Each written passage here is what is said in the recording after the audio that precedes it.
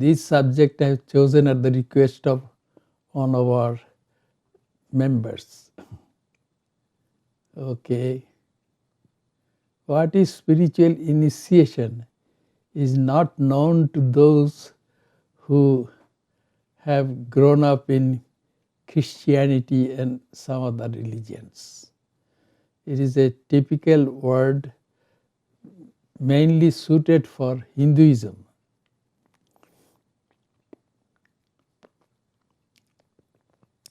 In Hinduism, this Sanskrit counterpart of the word spiritual initiation is mantra diksha. That is beginning to chant the holy name of God. Why holy name? Well, one person once came to the divine incarnation, Sri Ramakrishna, and said, "Sir, what is the goal of human life?" And Sri Ramakrishna said, "The goal of human life is to experience God." How to do it? That person asked. Then Sri Ramakrishna said, by chanting the holy name of God and by having holy company. Holy name of God. Yes. All names of God are holy, of course, but some special names are there which are more fruitful if one chants those names. Those are called mantras in Sanskrit. Something which saves us from the bondage of this world and helps us to express our divinity. That is a mantra. First of all, we should have the mantra from the right person. And such a person is called a guru. Guru means darkness and Dhru means dispeller. One who dispels spiritual darkness is guru. So that guru has to be also a special person. He should be, according to Hinduism, Shrotriya. He should be well versed in the scriptures, and he should be abrijina. That means he should be pure in body and mind, and he should be akamahata. That means she is a person who cannot be tempted by anything, by money or anything else. There is a story, a holy man was giving a discourse to his disciples and devotees. And then one of them came to him and saluted him and put a bundle in front of his feet. Then the holy man asked, "What does this bundle contain?"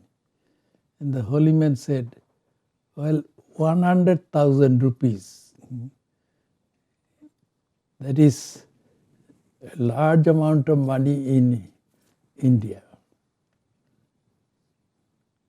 But that holy man kicked away that bundle. Then that a man said, who had given that bundle, he said, "You won't find too many disciples who can give you this much money." Then the holy man said, "You won't find too many teachers either who can kick away this much money." Real spiritual teacher cannot be tempted by money. That is the idea. In the Ramakrishna Order, there is no salary for the monks. They don't take any salary or anything, or allowance. Their food and clothing are provided by the monastic order.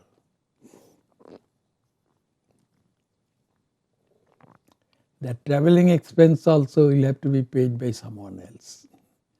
That's how the monks of the Ramakrishna Order are. They should be akamahata. They must not have any desire for money or other things.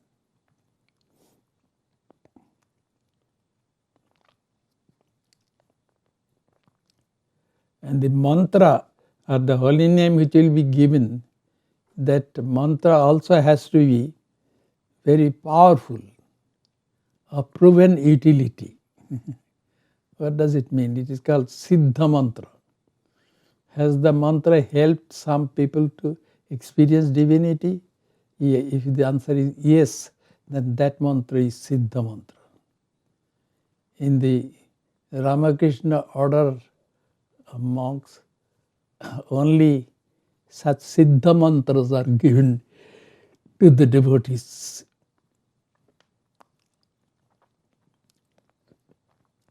These mantras have helped people to experience divinity. They're special mantras. They're special power, so to say. In India, that is a custom.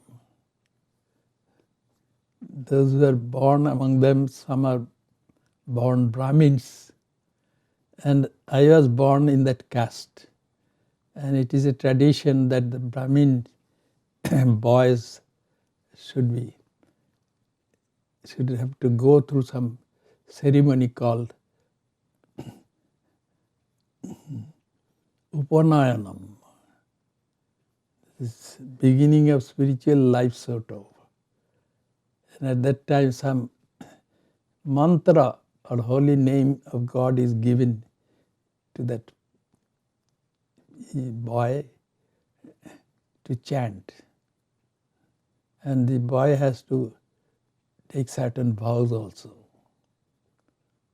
One vow is, I'll respect all women. The other one is, I'll always speak the truth. Like that, some vows the boy has to take. So it so happened that I was born in a caste called Brahmin caste, and they have to go through this Upanayana ceremony. So how old I was at that time, I don't exactly remember, but most probably I was about 10 years old or so. And one who gave me the mantra asked me to chant the mantra as many times as possible. And that mantra is called Gayatri mantra. It is not a secret mantra, so I can chant it. Om bhur swatat saviturvarenyam bhargo devasya dhimahi dhiyo yana prachodayatom. It is a prayer to God. God, you are the Lord of the three worlds.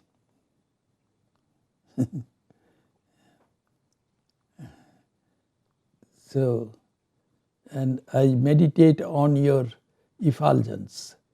Please enlighten me. Just give me the divine knowledge, so to say. This mantra one has to chant. So I chanted that mantra for many, many years, and then it became automatic. I didn't have to make any effort. Effortlessly this mantra would come to my mind, and my mind would go on chanting.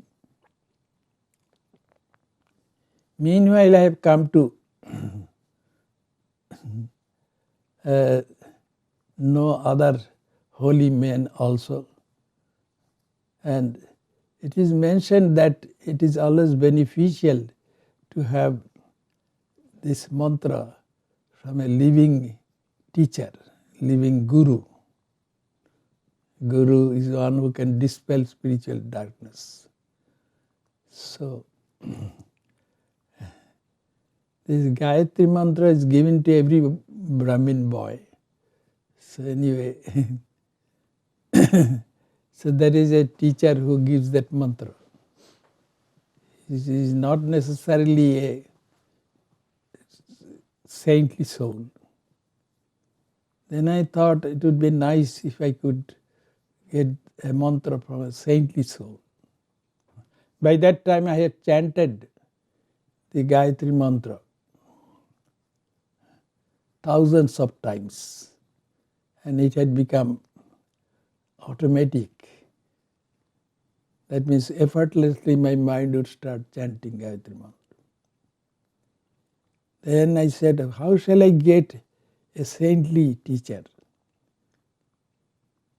Then I thought that I should pray to God. It is God alone who can take me to a saintly teacher. And strangely enough, I had a dream. In that dream I saw a saintly Swami giving me the spiritual initiation. He was Swami Vishuddhananda of the Ramakrishna Order. After having that dream, I thought, no, I will not be influenced by that dream to go to that monk and ask for spiritual initiation. The dreams are, after all, creations of human minds. But eventually, owing to circumstances beyond my control, I had to go to Swami Vishuddhananda and ask for spiritual initiation. And very kindly he agreed.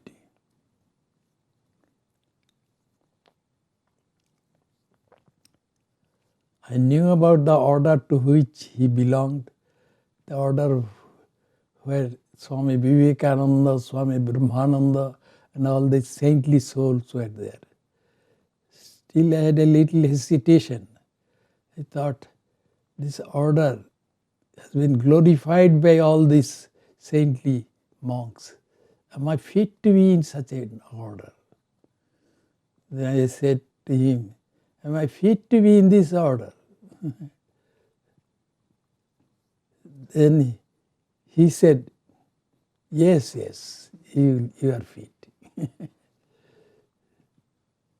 Anyway, then the day came when he was to give me spiritual initiation. And I went to him, saluted him, and then just before spiritual initiation, this thought came to my mind. He said, well, he will surely give me some other mantra. And the Gayatri mantra has become automatic, or effortlessly my mind chants it. So will it allow the new mantras, will I be able to chant? Because Gayatri mantra, will it allow me to chant those mantras? But strangely enough, after I got the mantra from my teacher, those mantras became automatic and Gayatri mantra was no longer automatic. Then I realized one thing, that is chanting the Gayatri mantra for all these years has helped me to gain control over my mind. Whatever I wanted, the mind was doing it. Mantras have power.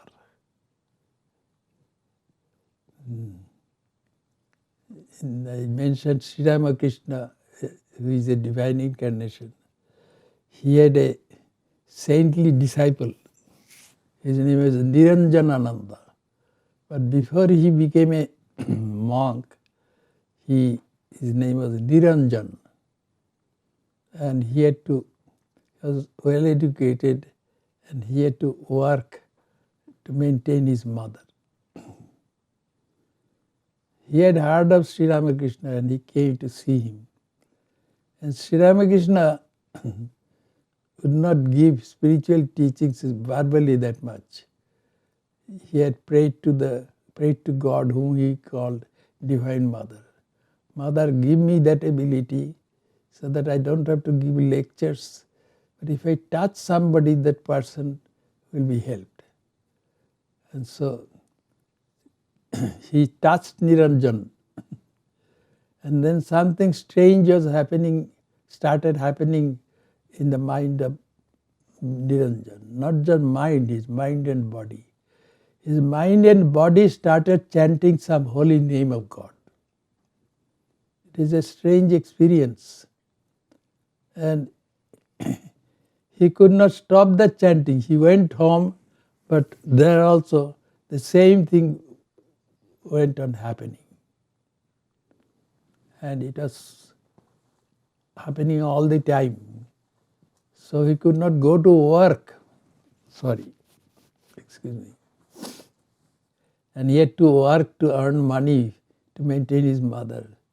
So somehow that thought came to his mind, and so he decided to go back to Sri Ramakrishna, who was living in the outskirts of the city of Calcutta. Niranjan was in Calcutta. And then he went there and said to Sri Ramakrishna, "What have you done to me? I cannot do anything else. My body and mind have been chanting some holy name of God." Then Sri Ramakrishna smiled and touched his body. And immediately he became his original self. The chanting was not there anymore. So, what his body and mind were chanting, we would call that the mantra. But that stopped. One interesting thing is that our mind is the repository of all our thoughts. No thought is ever lost unless we know how to get rid of them. And whatever thoughts we have thought, they remain in the mind. The mind is like a deep lake, and the thought goes down to the bottom of the lake and stays there. That's why we can bring up some of those thoughts. That is called remembering. What did I do in the morning?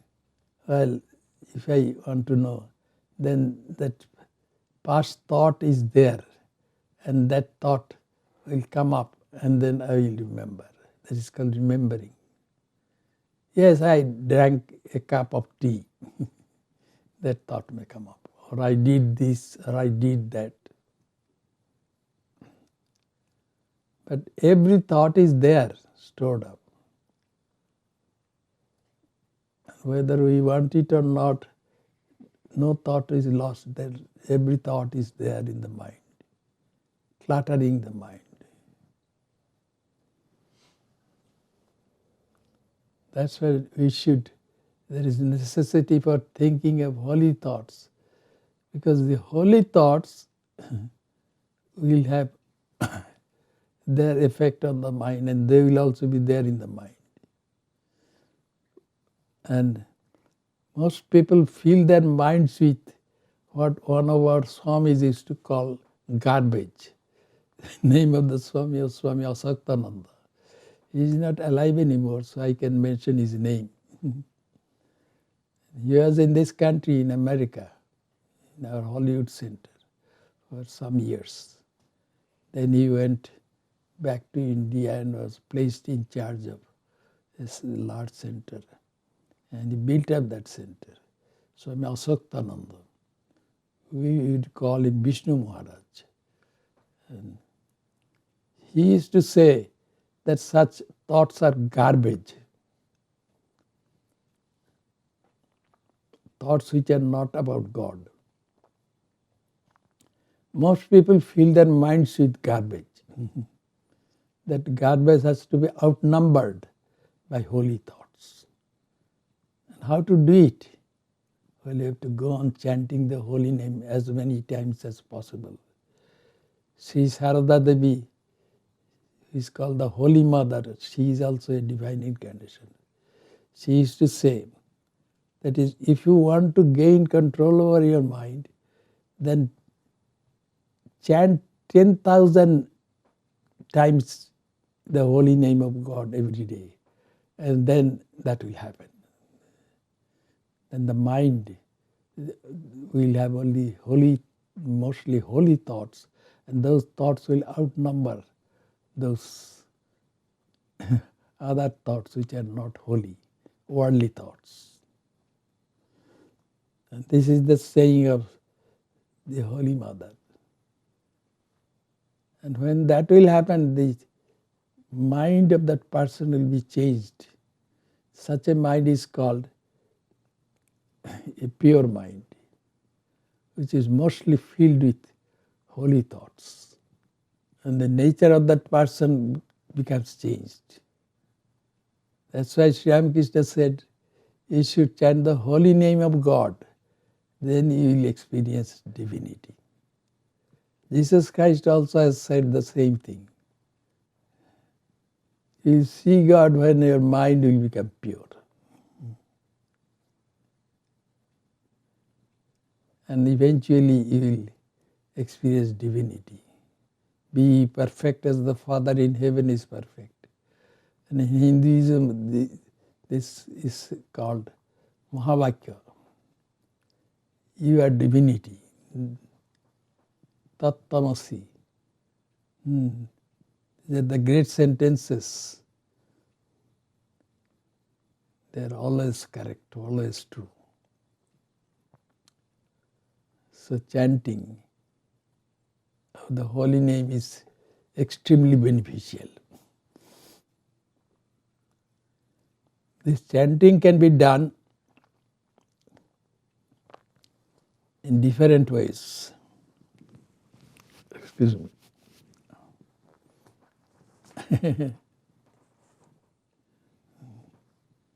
These are some obstacles. The body, external body creates obstacles sometimes to chant the holy name.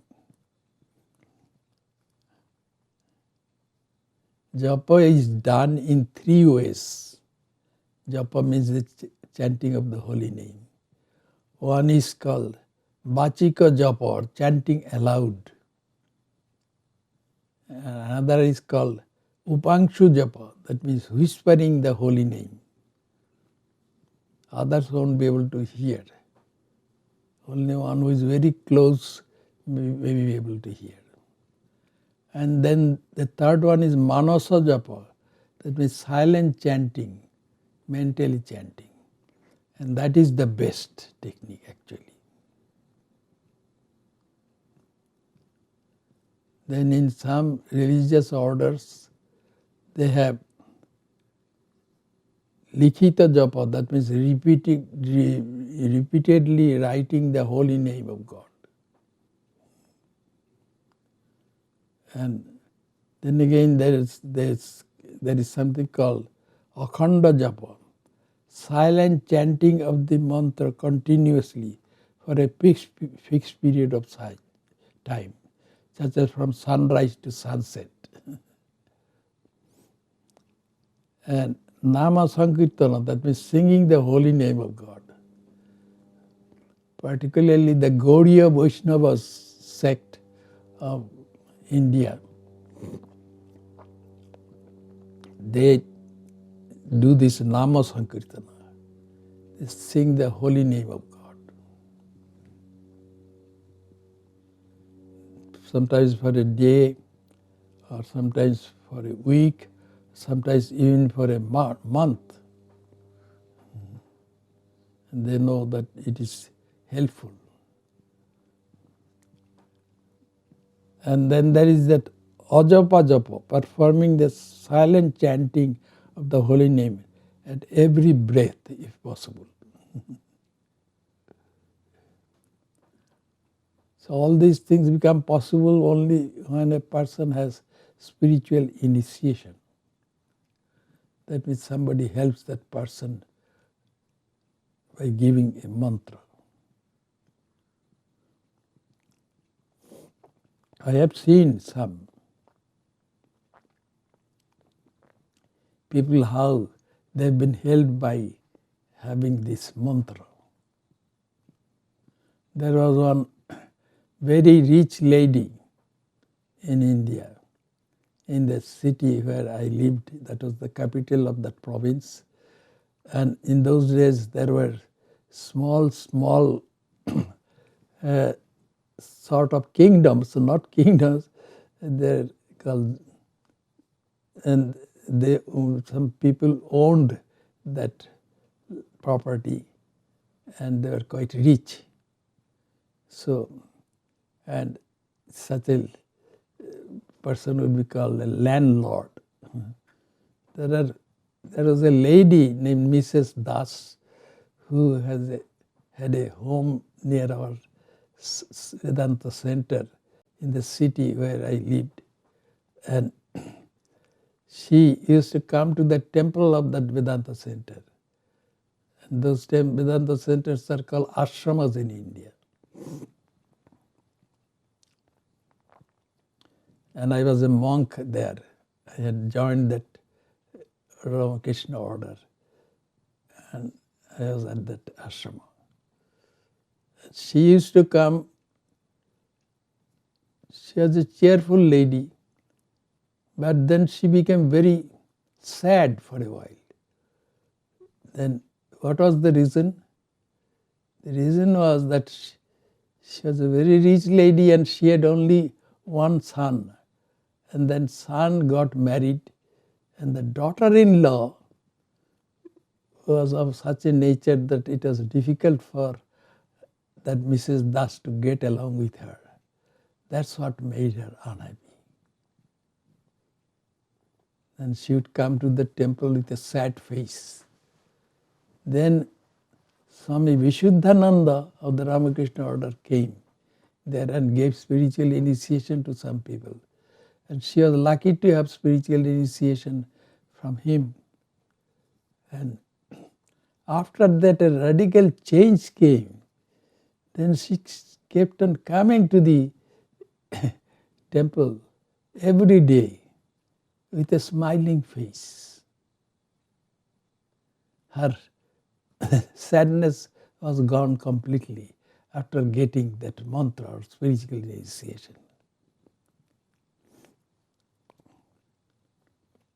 Her mind was changed because she had got a mantra which we call Siddha mantra, which can help a person to transform himself or herself. So there is a story about one John. John had his wife and a young son, very young son.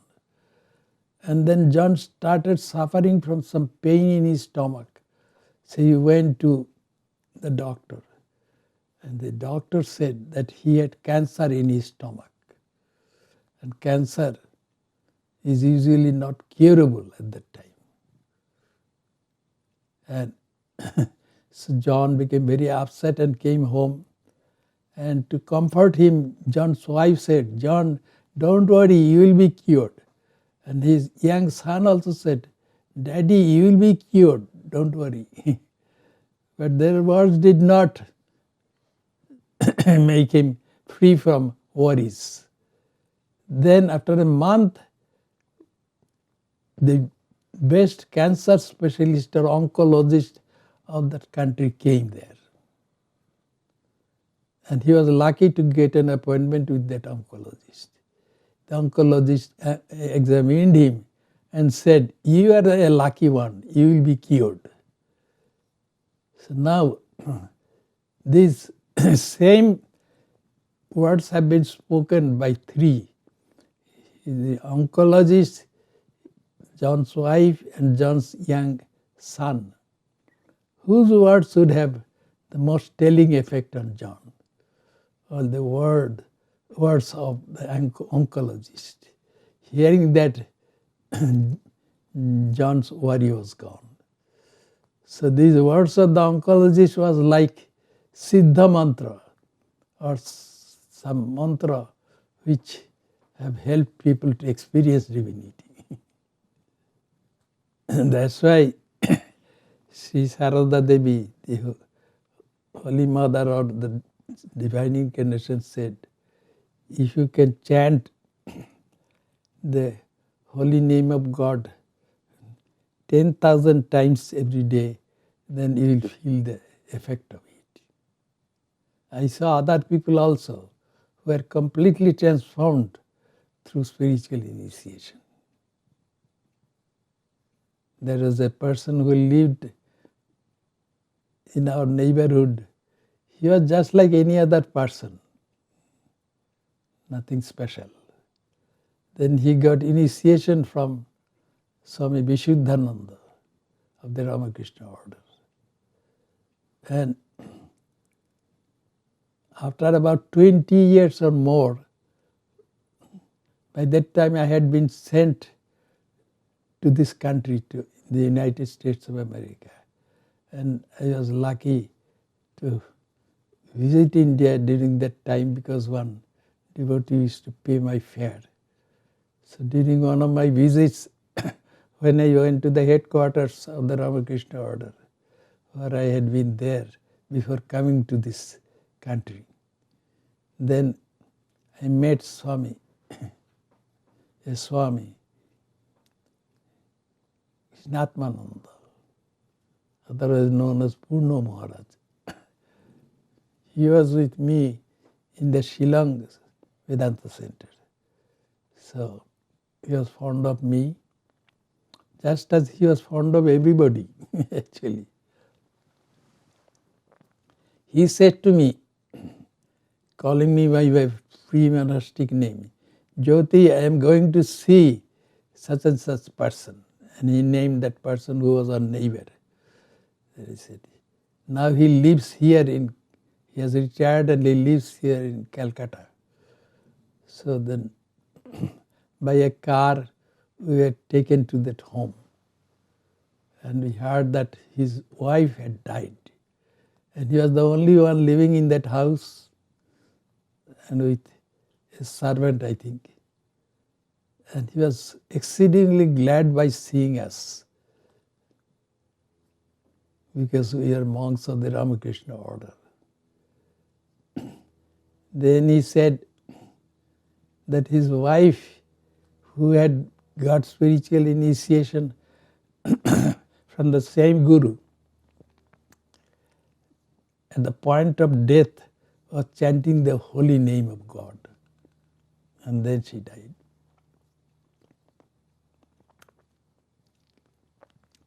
And at his request, we stayed at his home for about 2 hours or so.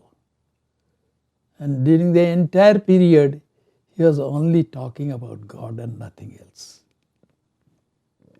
Such a great change had come to that person.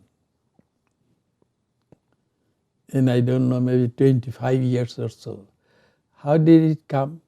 By chanting the holy name of God.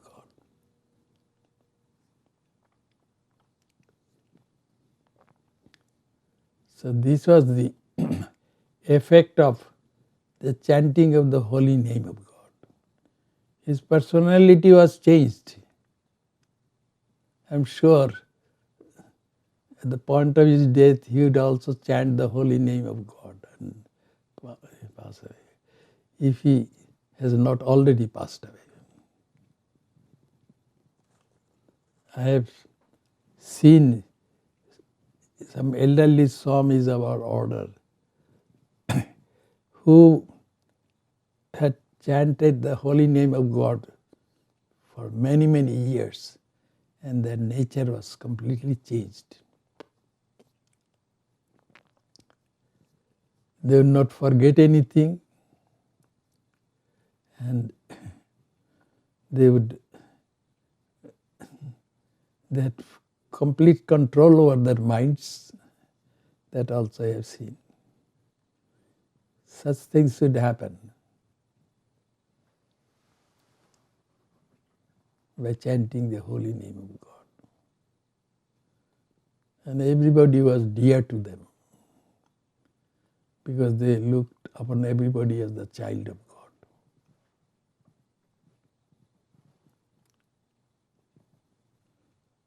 There was one Swami, elderly Swami, named Swami Bhaskarananda. He had been given a responsible position in our order. Yes. And then some physical problem came and he was sent to our hospital in Calcutta. And he was at the headquarters, and I was also at the headquarters at that time, working there. And then the doctors said that he needed some special food. He would have to give up eating certain kinds of food. And they mentioned protein, this and that, all those things. And he came back and then he called me and said, you are a science student in chemistry, physics and all those subjects. Also some biology also. So please tell me which food I should eat. Of course, the Balloon Mart was the headquarters of the Ramakrishna Order, but the food was very scarce. So among the list of small list of different kinds of food that would be given there, I had to choose something which would be just right for him. When I was a novitiate monk, I was with a Swami, like Swami Swamyananda. And his doctor had said that his gallbladder had become defunct, so he would not be allowed to eat certain kinds of food, particularly. And so fat or anything. So he had to eat that kind of food.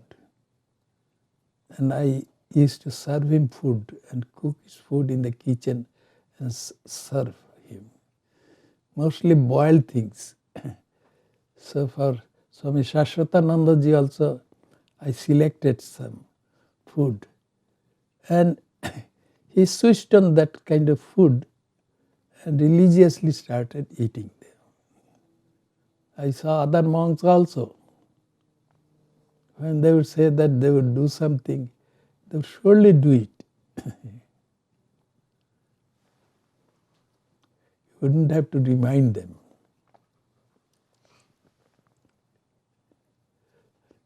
This is what spiritual initiation does to a person. The nature of that person becomes completely transformed.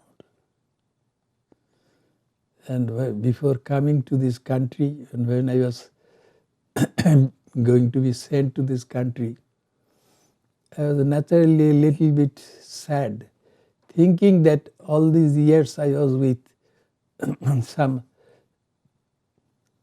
sadhus or monks who were like saints. And so I was in heaven. At that time I used to think that if there was heaven anywhere, then Belur Math was heaven. Then I was sent to this country by the order, monastic order. And the monastic order, whatever it asks me to do, I think that is Sri Ramakrishna's order. Because our order has its life force in Sri Ramakrishna.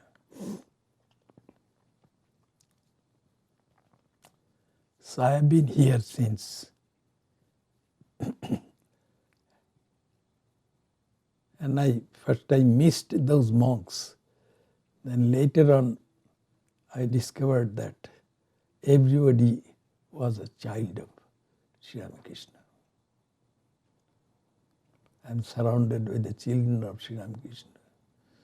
And I live in the Vedanta Center, which is the house of Sri Ramakrishna also. It is he who owns everything. So I don't miss Belur Math.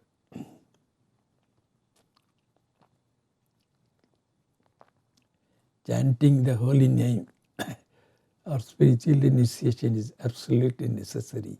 That's what I think. And that's what I've seen in the lives of other monks and devotees. I hope this talk has been a little helpful to some of you. Okay. Thank you for your patience.